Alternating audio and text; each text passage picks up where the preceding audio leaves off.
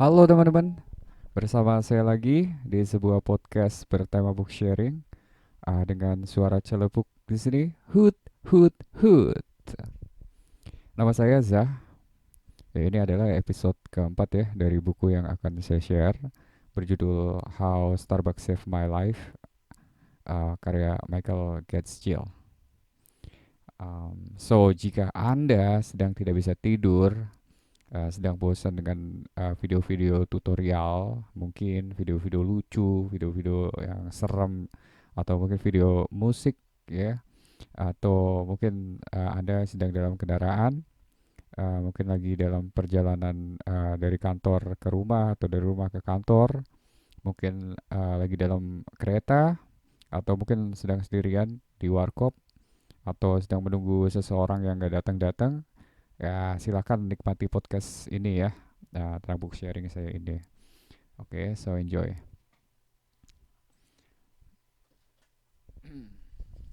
Oke, jadi di episode 4 ini saya akan sharing bab 3 ya. Nah, bab 3 How Starbucks Saved My Life by Michael Gatsgill. Bab 3 ini atau chapter 3 ini berjudul One Word That Changed My Life. Satu kata yang membuat atau yang berubah hidupku. Ya, one word that changed my life. Tapi sebelumnya kita review sebentar yang bab 2 kemarin ya, bab 2 atau chapter 2 kemarin, judulnya Reality Shock ya. Jadi sedikit review di bab 2, kalau si Michael ini shock ya, atau ya this is a reality gitu, kenyataan yang mengejutkan ya. Dari kenapa nggak shock, ya ya pokoknya dirasain aja ya, dilihat aja dari dulu si Michael ini terbiasa dengan hidup yang mudah ya, easy life gitu, terus dikelilingi orang-orang yang ya apa namanya, ayahnya, ibunya ya, orang-orang yang orang kaya gitu loh, yang tinggal di mansion ya, bukan rumah lagi tapi di mansion. Terus sekarang dia tinggal di apartemen yang kecil yang mungkin cuman cukup buat dirinya sendiri, dan itu juga sewa dari temennya gitu loh, yang which is yang harganya harga temen ya pastinya ya. Ya gitu. Terus juga selain itu juga di tempat kerja yang dulunya dia eksekutif ya, pimpinan di perusahaan gede, sekarang jadi karyawan biasa di Starbucks gitu, yang apa namanya, yang biasa dilayani bawahan, sekarang dia melayani orang lain ya, melayani apa namanya, serving others gitu. Dan ya disuruh-suruh ya, walaupun di Starbucks tuh nggak, ya istilahnya bukan disuruh ya, itu not giving order atau not taking order, tapi would you do me a favor, biasanya di Starbucks ya begitu ya, respect. Jadi apa namanya, saling menghormati sih, saling respect di Starbucks, etos kerjanya gitu ya. Oke, kita masuk di chapter 3, One Word That Changed My Life. Bab 3, satu kata yang merubah hidupku. Dimulai dari pagi itu di bulan Mei, ya, bulan Mei. Michael uh, sudah masuk kerja ya, sudah mulai masuk kerja. Dan pada pagi itu di bulan Mei, dia sudah berdiri di Bronxville Station, menunggu kereta yang jam 7.22 pagi. Jam 7.22 pagi. Padahal shift kerjanya jam 10.30, katanya. Terus dibilang, I want to give myself more than enough time. Ya, karena dia nggak ingin terlambat gitu loh. Karena kan dia baru mulai kerja gitu kan. Uh, dan perjalanan juga cukup lama ya, dari Bronxville Station ke Times Square ya, tempat Starbucks, eh, Starbucks yang di Broadway itu ya, mungkin sekitar 1 jam kata si Michael, sekitar sana. Tapi dia kasih waktu lebih banyak ya, he spare more time, biar nggak terlambat sih katanya. um, berdiri di situ dia menyaksikan pemandangan pinggiran kota Brownsville. Uh, itu cukup membuat si Michael meneteskan air mata. Ya, perubahan pemandangan di kota kecil itu dari musim ke musim ya, dari musim dingin ya kan, dari winter yang Desember Januari itu memasuki bulan Mei, sudah mulai spring ya, dan pemandangannya sungguh menakjubkan sekali. Hujan-hujan di bulan April membuat bunga-bunga ya bermekaran di bulan Mei itu.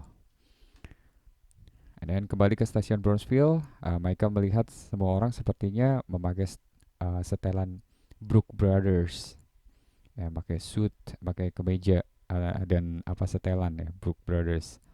Dan mereka berjalan dengan semangatnya, sedangkan dia merasa iri dengan apa namanya dengan kepedean orang-orang itu. Dan betapa mudahnya kehidupan komuter yang dia rasakan berat sekali. Jadi dia iri dengan orang-orang yang kok sepertinya mudah ya, hidup komuter seperti itu. Mereka jalan dengan pede, senyum, sedangkan dia apa namanya merasakan berat sekali. Dan dia merasa iri gitu.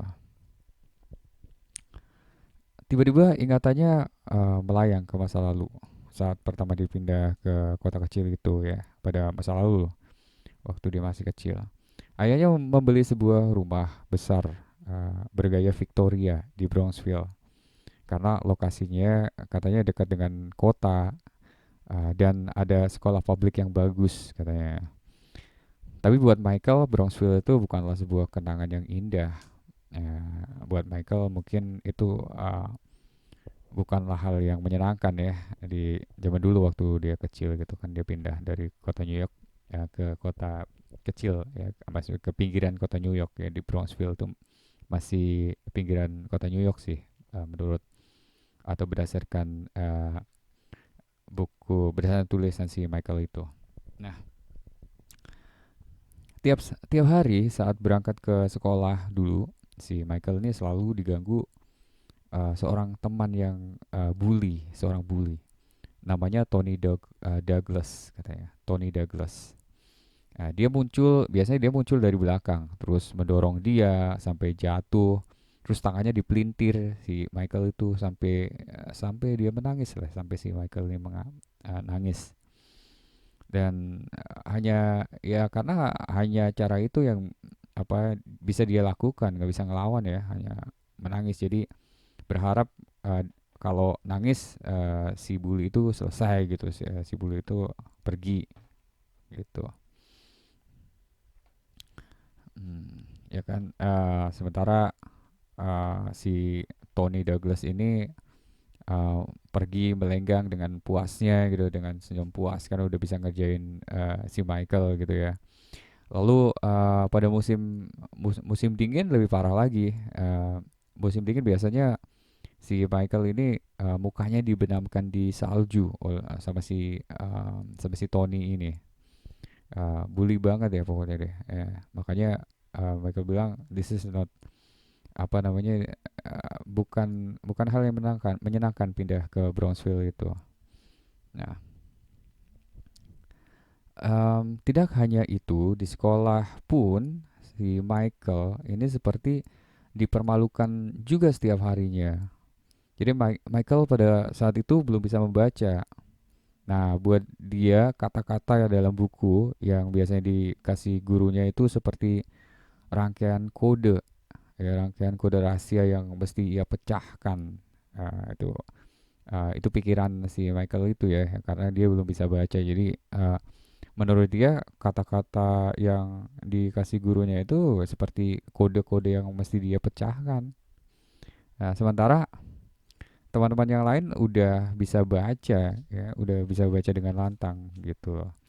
Itu umur umur berapa ya Pak? Nggak disebutin sih, tapi ya kira-kira usia SD lah ya, sekolah dasar. Nah, keadaan si Michael ini membuat apa namanya mendapat perhatian dari kepala sekolah SD di sana. Namanya Miss Markham. Nah, beliau itu sosok yang menakutkan buat siswa-siswa ya. Nah, beliau pernah memanggil orang tuanya si Michael ini ke sekolah, hingga ibunya si Michael merasa malu dan ayahnya jadi marah-marah gitu. Tapi ada kalanya si Michael seneng karena Miss Marham kerap membela dia gitu di depan orang tuanya. Bahkan dia selalu menyertakan menyertakan dia dalam setiap parents conference ya. Parents conference itu ya kebetulan kebetulan saya guru ya, jadi saya ngerti. Jadi ada parents conference biasanya tuh tiap akhir akhir tahun atau setiap rapotan itu ada parents conference, dan biasanya guru-guru lebih suka untuk atau orang tua lebih suka untuk mereka bicara dua mata dengan guru ya, maksudnya bicara two way gitu, guru dan orang tua. Tapi si Miss Markham ini biasanya dia menyertakan si Michael untuk turut serta di conference gitu, di parents conference atau pertemuan orang tua dan guru. Terus dia bilang ke orang tuanya si Michael, uh, apa ini? Dia bilang gini, Michael will not read when he wants to. Sorry sorry. Si Miss Markham bilang, Michael will read if he wants to. So stop badgering him, katanya. Jadi kata Miss Markham, Michael itu nggak bisa dipaksa. Maksudnya dia akan baca kalau dia mau gitu. Jadi don't badge, jangan jangan apa namanya, dan jangan dipaksa, kata Miss Markham. Jangan suka maksa si Michael, atau jangan membebani Michael gitu lah ya. Gitu. Diceritakan juga pada saat itu setiap summer itu keluarganya liburan ke daerah pedesaan di pegunungan Connecticut katanya. Jadi saat itulah saat-saat bahagia untuk Michael, karena dia bisa bersama atau menghabiskan waktu dengan ayah sama ibunya gitu loh. Nah, jarang sekali momen seperti ini terjadi karena setiap hari itu ayahnya sangat sibuk, sibuk sekali ya. Nah, ayahnya tuh punya sebuah private library sebenarnya, dan dia bangga sekali membangun library itu seperti sebuah ruangan impiannya gitu loh. A huge library, gede, bahkan koleksi bukunya itu berak-rak hingga membutuhkan tangga untuk apa namanya, untuk menjangkau volume buku yang ada di atas gitu, yang ditata di rak atas. Tapi ironisnya, kalau ayahnya pulang ke rumah gitu, kalau pulang kerja nggak pernah sama sekali dia ada di library-nya itu. Yang mana this is his dream gitu, kayak impiannya. Tapi ironisnya setiap pulang kerja tuh nggak pernah dia duduk di situ. Kata Michael ya, kata Michael pada saat itu. Bahkan untuk duduk dan baca di situ nggak pernah katanya. Nah, Michael is special, if not because Miss Arham, he would be possible sent to a special school gitu. Tapi bagi Miss Arham, Michael is special in a good way. Dia pernah menyuruh Michael ke rumahnya pada saat lulusan kelas 6 ya. Jadi ya, iya kata Miss Arham, si Michael memang memang spesial ya, spesial. Mungkin karena itu, karena apa namanya, karena belum bisa baca ya, karena lama apa namanya, lama membacanya gitu. Jadi si he's special. Tapi buat Miss Arkham, Michael is special in a good way. Sampai-sampai ya tadi si Miss Arkham mengundang si Michael ke rumahnya saat lulusan kelas 6 SD ya, karena kan uh, apa namanya, habis itu kan Michael ke junior high ya, which is nanti kepala sekolahnya bukan Miss Arham lagi, dan jadi Miss Arham mengundang dia ke Michael. Nah, di situ si Miss Arham itu hanya memberi apa namanya, hanya memberi sebuah tulisan untuk dibaca sama Michael pada saat itu. Tulisannya apa ya? Kalau nggak salah tulisannya tuh you are special atau I can read kalau nggak salah gitu tulisannya di buku gitu. Jadi terus Miss Arham pesan uh, you gonna you gonna be someone big gitu loh, someone great gitu kata Miss Arham gitu. Michael, kamu bakalan jadi seseorang yang besar gitu nanti kata si Miss Arham gitu. Pada saat itu ya, pada saat si Miss Arkham mengundang si Michael untuk ke rumahnya saat lulusan. Nah, kembali ke masa kini, sambil mengusap air matanya ya, ia berujar, How had I ended up here? How had I end up here, standing in the Brownfield Railroad Station? Gitu kata dia.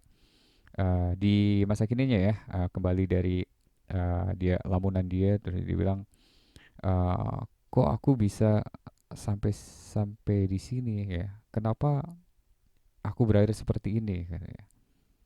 Sambil berdiri di apa namanya di stasiun Brownsville itu ya. Nah sejak diterima kerja di Starbucks, dia coba cari apartemen yang dekat tuh dengan tempat kerjanya di New York itu ya di Broadway. Tapi nggak satu pun apartemen yang ada di situ yang mampu dia afford, yang mampu dia bayar loh. Jadi betapa mahalnya sebuah apartemen di sana gitu di New York. Dia bilang nggak ada satupun yang bisa dia afford, nggak ada satupun apartemen yang dia bisa apa, yang bisa dia bayar atau yang mampu dia bayar sebenarnya. Nah, beruntung ya ada seorang teman SMA, si Michael punya teman SMA dan dia menawari sebuah kamar di rumah orang tuanya yang masih dia yang diwariskan ke dia lah ya, yang masih dia kelola atau yang masih dia punya sebuah kamar dan kebetulan rumah itu dekat dengan jalur kereta. Jadi ya udah Michael pindah ke sana gitu. Jadi saat berusia 64 tahun itu ya saat itu dia tersadar bahwa dia nggak akan lama lagi hidup di dunia. So, apakah dia akan terus terjebak dalam kehidupan masa lalunya, menyesali kehidupannya sampai sekarang, sampai dia meninggal gitu kan? Terus dia bilang, it was time for me atau for more positive approach to the few years I had left. Jadi dia bilang, um, ya udahlah, sisa hidupku ini harusnya diisi dengan hal-hal yang lebih positif lagi kata kata dia ya kan, karena dia sadar kan it's been 64 gitu loh, ulang ulang tahunnya yang ke 64, udah nggak muda lagi ya. Jadi dia bilang wow, for the rest of my life I think this is the time for more positive approach gitu to his life.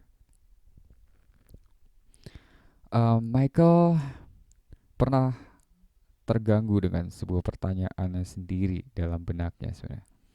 Apa yang dia kerjakan saat ini? Jadi dia terganggu dengan pertanyaan dia sendiri. Apa sih yang dia kerjakan saat ini? Apa ini sebuah kesalahan dalam pilihan hidupnya sehingga kehidupannya berakhir seperti ini di usia ke-64-nya itu loh. So what's wrong with me? Itu selalu mengganggu, pertanyaan-pertanyaan itu selalu mengganggu dirinya gitu. Apa sih yang udah dia lakukan pada masa lalunya itu sehingga dia berakhir seperti ini gitu, broke gitu, sama sekali completely broke, bangkrut. But anyway, tapi dia selalu meyakinkan diri bahwa dia sangat menikmati sejak bekerja di Starbucks kan. Bahkan melebihi saat-saat dia masih menjadi petinggi di perusahaan JWT itu ya, JWT kata dia. Bahkan dia bicara sendiri, to be honest, Mike, be honest, Mike. Dia ngomong ke dirinya sendiri ya, panggilan dia kan Mike ya, panggilan dari Starbucks, di Starbucks bukan Michael tapi Mike. Karena untuk mempersingkat, biasanya kan kalau di Starbucks kan casual banget, jadi instead of Michael, dia bilang just call me Mike gitu. So dia bilang, be honest Mike, you feel good about what you are doing. Just because you are wearing a green apron rather than a Brooks Brothers suit doesn't mean you can enjoy it, kata dia. Jadi kata dia, jujurlah Mike, kamu merasa lebih baik ya kan? Kamu merasa lebih baik ya kan? Kamu nikmati hidupmu sekarang ya, walaupun cuman pakai seragam apa, apron, seragam ini ya, apron itu apa ya, celemek gitu ya, pakai celemek untuk seragamu daripada pakai setelan gitu. Tapi jangan apa namanya, janganlah dinafikan kalau kamu sungguh menikmati ini ya kan, gitu. There is nothing wrong with working at Starbucks and a lot right. I would be able to afford my little apartment, kata dia. Dia masih sedang meyakinkan diri ya bahwa nggak ada yang salah kerja di Starbucks, nggak ada yang salah. Bahkan dia bisa afford my little apartment. Bahkan dia bisa bayar apartemen kecilnya ya, yang dia tinggali sekarang ya. Nah, ketika matanya melihat logo Starbucks ya kan, kan tadi cerita ya, dia sedang dalam perjalanan ya. Kemudian ketika hampir sampai ya kan, dari kejauhan dia melihat logo Starbucks yang warna hijau itu, uh, si Mike atau Michael ini teringat sebuah quote atau sebuah uh, apa ya, quote itu ya, sebuah quote lah ya, uh, dari Fitzgerald. Quote-nya berbunyi, she realized too late that work was dignity. She realized too late that work was dignity. Jadi quote-nya, dia menyadari dia menyadari sudah dia sudah terlalu terlambat menyadari bahwa bekerja itu adalah kehormatan, kata Fitzgerald ya. Dia teringat dari quote-nya Fitzgerald itu. Pekerjaan ya, atau kerja itu adalah sebuah kehormatan. Nah, jadi kenapa si Michael ini teringat dengan quote itu? Jadi di masa tuanya, uh, Mike tersadar dengan kenyataan itu ya, dari kebenaran uh, quote itu atau kutipan tersebut. Jadi dia menyadari bahwa kutipan tersebut ya, kutipan tersebut tuh benar gitu loh. Jadi dia nyesel dulu pernah uh, pernah apa, meng-cancel. Jadi ada cerita anaknya ini ya, salah satu anaknya Elizabeth namanya, atau Bis panggilannya. Dia saat masih sekolah itu pernah mau ikutan summer work gitu, kerja kerja paruh waktu ya, um, freelance worker gitu, kerja paruh waktu di summer gitu, di summer holiday. Nah, dia itu dia kan, si Elizabeth kan masih muda ya, masih sekolah. Nah, sama si Michael itu nggak boleh. Bahkan dengan sepihak si si Michael mengcancel si Elizabeth untuk turut serta atau untuk kerja paruh waktu itu. Jadi pada saat itu si Bis atau si Elizabeth itu protes, um, ya kan, dengan si Michael kenapa melakukan itu. Bahkan dia nggak bilang-bilang ke Bis kalau dia sudah mengcancel itu. Dan Michael bilang, I just want you to enjoy the living now, gitu. Jadi si Michael bilang, waktu kamu sekarang ini nikmati saja gitu loh, gitu. Padahal, well, you know that this is a part of learning gitu loh ya. Dia baru nyadar bahwa work is dignity. Nah, di situ korelasinya kayaknya hubungannya. Jadi kerja itu bukan sekedar cari uang ya kan, bukan sekedar rutinitas yang orang lakukan untuk mencari uang atau kebutuhan gitu. But lebih dari itu, beyond that, Fitzgerald said, Fitzgerald said, work is dignity. Jadi kerja itu kehormatan, kerja itu sebuah kehormatan. Tapi memang benar sih ya, memang benar. Coba lihat, ini di luar konteks buku ya.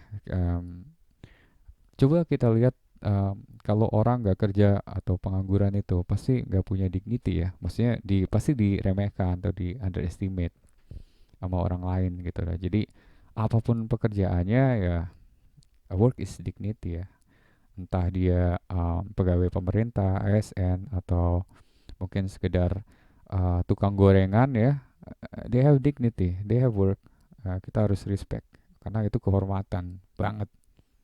Wow, gue pengen nangis benar-benar cerita ini, asli, asli bener ini. Work is dignity, bener. Ya karena em, di akhir akhir tahun ajaran ini bini gue resign. Waduh, curcol gue. Resign dari sekolah, dan proses proses mencari kerjaan yang barunya memang benar-benar apa namanya, struggling banget gitu loh. Dari satu sekolah ke sekolah yang lain, dilamar dan apa namanya, wawancara, harus ngatur waktu antara izin ini izin itu, sedangkan bini gue juga apa namanya, sakit juga ya, dia ada sakit tiroid yang baru ketemu, baru baru ketahuan ya beberapa bulan belakangan, dan kita masih bolak-balik ke rumah sakit untuk cek darah, dan ini mungkin hari Kamis ini dia akan biopsi, di tes biopsi dan tes darah dan USG tiroid sih kata dokter. Kemarin habis dari dokter sih, dokter BPJS ya, di rumah sakit BPJS ya. So doain aja ya. Ya, jadi ya gue terharu dengan ini tadi kutipan yang tadi ya, work is dignity, benar. Jadi kerja enggak hanya uh, tidak hanya mencari uang atau enggak cuman kebutuhan atau rutinitas, tapi is a dignity, benar, mengangkat apa, kehormatan seseorang dari kerja. Nah, dan itu ceritanya kenapa dia nyesel dulu apa namanya, mengcancel si anaknya itu, si Elizabeth, untuk kerja paruh waktu pada saat itu. Karena sekarang dia sadar bahwa oh mungkin si Elizabeth tuh merasa apa namanya, merasa terhormat kalau dia bisa kerja ya, bukan sekedar show off gitu. Padahal waktu itu ya alasan Michael juga make sense ya. Just enjoy your life gitu loh pada saat ini. Nah, oke. Jadi kita lanjut ya. Jadi hari itu Michael berharap dia belajar sesuatu atau suatu hal yang baru lagi di Starbucks, ya kan. Ceritanya Michael sudah sampai nih di Starbucks ya, dan dia berharap there is something new yang bisa dia pelajari lagi di Starbucks. Karena di episode yang kemarin itu kan dia diajari apa namanya, diajari uh, to taste some sample of coffee ya, beberapa sampel kopi, dari kopi Sumatera yang strong atau yang bold, kopi medium dari atau Verona dari Amerika Latin, dan kopi Colombia yang mild gitu. Dan hari ini dia ingin belajar hal baru lagi dari Starbucks. Tapi satu hal yang dia nggak pengen atau yang sangat dia takuti yaitu uh, berdiri di belakang mesin kasir atau cash register, kata dia. This is something that he afraid of, something that apa ya, sesuatu yang enggak pengen dia kerjakan. Satu hal ini aja. Selain itu, he opens to do anything deh, gitu.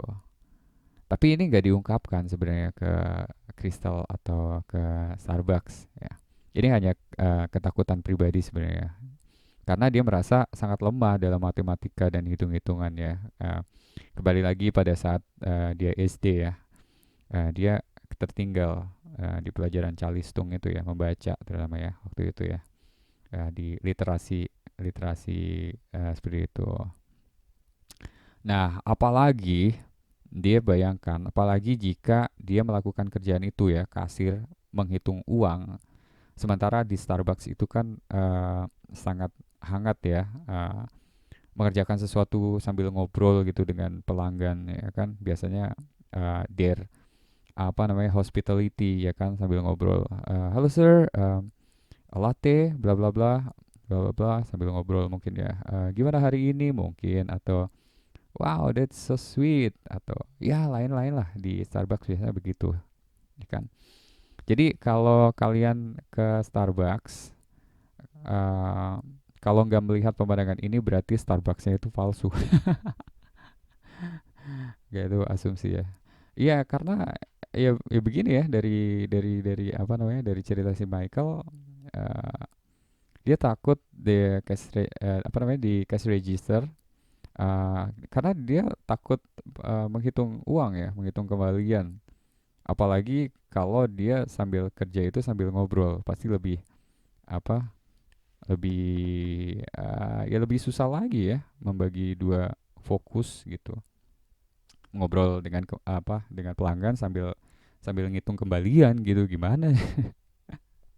Itu takut. Nah, Crystal datang dan Crystal memang memberi sebuah tantangan baru buat Michael, sebuah hal baru Michael. Dia bilang, hari itu, how do you feel about cleaning today? Kata Crystal.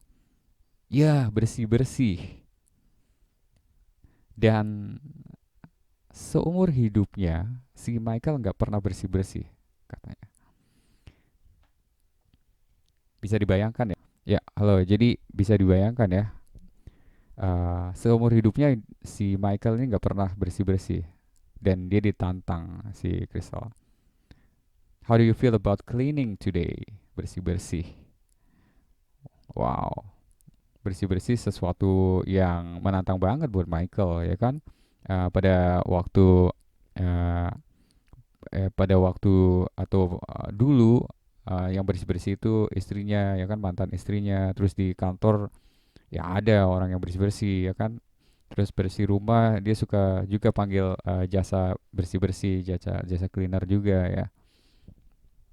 Nah, Crystal pun mengajari si Michael untuk membersihkan lantai di awal-awal ya. Dia dia bilang, a few minutes took many minutes to clean this and hours to do the whole store, kata dia. So you can imagine, kamu bisa bayangin, kalian bisa bayangin, membersihkan lantai itu butuh waktu yang lama gitu, bahkan berjam-jam untuk membersihkan seluruh apa namanya, seluruh toko keseluruhannya gitu ya. Jadi kata si Crystal, nggak jadi membersihkan lantai itu nggak sekedar dipel atau disapu ternyata. Nah, jadi ada tekniknya. Nah, di sini kita saya juga belajar sih hal baru ya untuk membersihkan lantai. Jadi di sini teknisnya diajarin banget sama si Crystal ke Michael. Jadi ada growth ya. Growth itu bahasa Indonesianya apa ya? Kayak noda noda dari debu gitu ya, yang numpuk di ini di lantai keramik ya, ada itunya ya, ada apa ya, bukan retakan, tepi antara antara keramik dan keramik itu kan ada tepinya ya. Nah, di tepi itu kan biasa numpuk kotoran tuh, numpuk kotoran. Nah, itu namanya grout. Nah, si kristal itu jelasin teknisnya gimana cara membersihkan membersihkan grout itu. Nah, bisa dibayangin tuh, lantai keramik itu eh, terdiri dari beberapa kotak ya, dan kotak-kotak itu membentuk apa banyak banyak tepian-tepian keramik itu ya. Jadi dan ya bisa dibayangin kenapa kata Crystal it took hours to clean the whole store gitu ya. Ya begitu sih. Ya. Lalu ya setelah beberapa saat ya short time ya atau uh, singkatnya Michael selesai membersihkan lantai ya kan. Lalu Crystal kaget dengan hasil kerjanya si Michael, dan ternyata memang uh, lantainya sempurna, bersih sempurna. Dan Crystal pun memuji, I never seen someone clean with such enthusiasm, kata si Crystal. Jadi si Michael ini antusias banget untuk membersihkan ya, jadi bersih-bersih gitu. Nah, lalu setelah lantai ditantang lagi, oke, sekarang lanjut ke toilet, kata si Crystal. Wow, habis lantai toilet. Dan herannya si Michael masih antusias, masih antusias sekali untuk kerjaan bersih-bersih ini loh. Toilet, guys, toilet, bersihin toilet. Terus diajarin lagi sama si Crystal how to clean the toilet. Jadi gimana membersihkan tempat pipis ya, tempat pipis pria itu kan urinoir dia. Terus di klosetnya gimana dia bersihin dari bawah. uh, Something that is very low lah ya untuk kita ya, sesuatu yang sangat low gitu loh untuk dikerjakan pekerjaan. Kalau mau disebut mungkin kerjaan paling paling low ya, kerjaan paling rendah mungkin ya, bersih bersih. Bayangin dari petinggi bersihin toilet, men. Tapi nah di situ hebatnya si Crystal lagi ya, kalau dia bisa bisa menyuruh Michael ngerjain itu dengan energi positif gitu. Jadi enggak merendahkan, tapi membuat si Michael ini justru antusias untuk melakukan ini gitu, dengan happy gitu ya.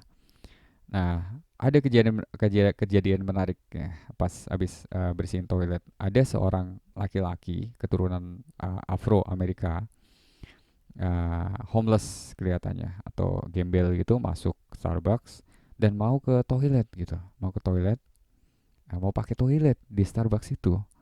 Nah, karena Michael lihat, lalu dia stop terus dia bilang, sorry, toiletnya lagi dibersihin, jadi nggak bisa dipakai gitu.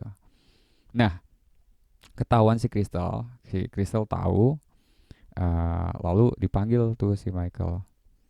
Uh, Dipanggil lah si Michael itu, terus dibilangin di Starbucks kita welcoming semua orang ya. Jadi orang masuk Starbucks mereka itu adalah tamu. Jadi kita welcome. Even ke toilet kata dia.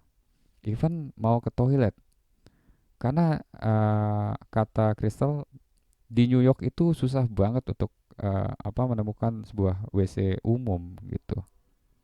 Nah, Mike kembali dapat pelajaran baru ya. I learned a valuable lesson that day. My old arrogance had come back as soon as I thought I had done a great job. Jadi karena Michael merasa sudah melakukan good job, dipuji-puji Crystal ya, bahkan sampai the toilet is sparkling gitu ya. Toiletnya udah bersinar kembali. Jadi dia menjadi bangga, lalu ya itu ada orang yang dia pikir gembel ya, bukan siapa-siapa, mau pakai toilet dilarang, di stop. Jadi dia bilang biasanya lagi dibersihin, sorry nggak bisa dipakai. Wow, Crystal marah di situ. Crystal marah. Nah, hebatnya lagi si Crystal itu langsung melupakan kejadian itu loh. Jadi esoknya dia bilang dia dia bukan a harbor grudge atau mungkin pemendam ini ya, atau sensi lah ya namanya. Dia memberi tugas baru lagi ke Michael, bersihin sidewalk, ya bersihin jendela, kusen jendela dan lain-lain. Lalu suatu hari dia bilang, Michael, you are going to be a supervisor cleaner. Jadi kata Michael, wow, udah langsung dipromosikan jadi supervisor cleaner. Terus kata Crystal, nanti kita akan ada pekerja baru lagi atau cleaner baru dan kamu jadi supervisor, kamu yang ajarin, kata Crystal gitu.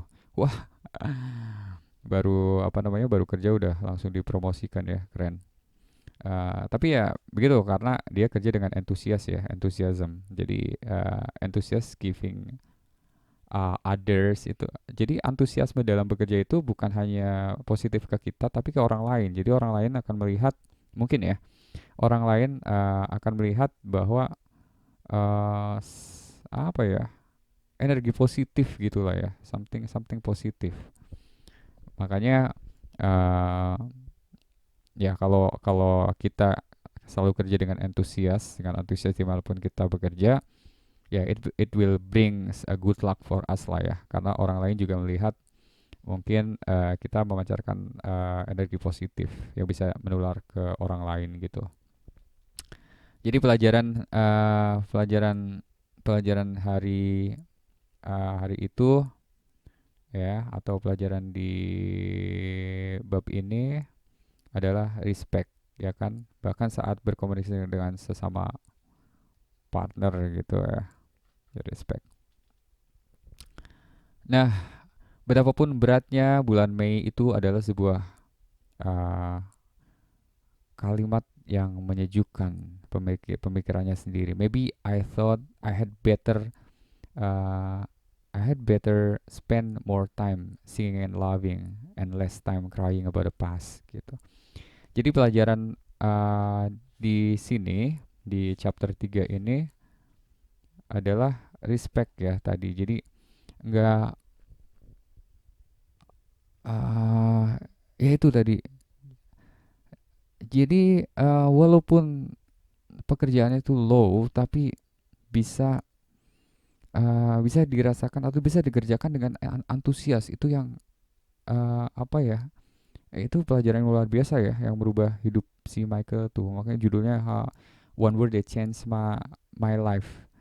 Bisa karena tadi itu ya, karena respect itu dignity, juga work is dignity ya. Jadi a word that changed my life di sini sebenarnya banyak sebenarnya. Ada respect juga tadi kan, work is dignity. Mungkin juga kalian juga menemukan hal baru di sini yang menghubungkan apa judul chapter, One Word That Changed My Life. Please go ahead ya. Kita punya perspektif yang beda-beda. Jadi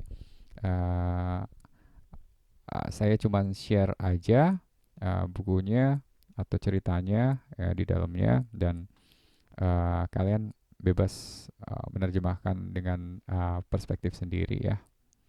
Oke, sepertinya chapter 3 ini sudah selesai ya di episode 4 ini. Next video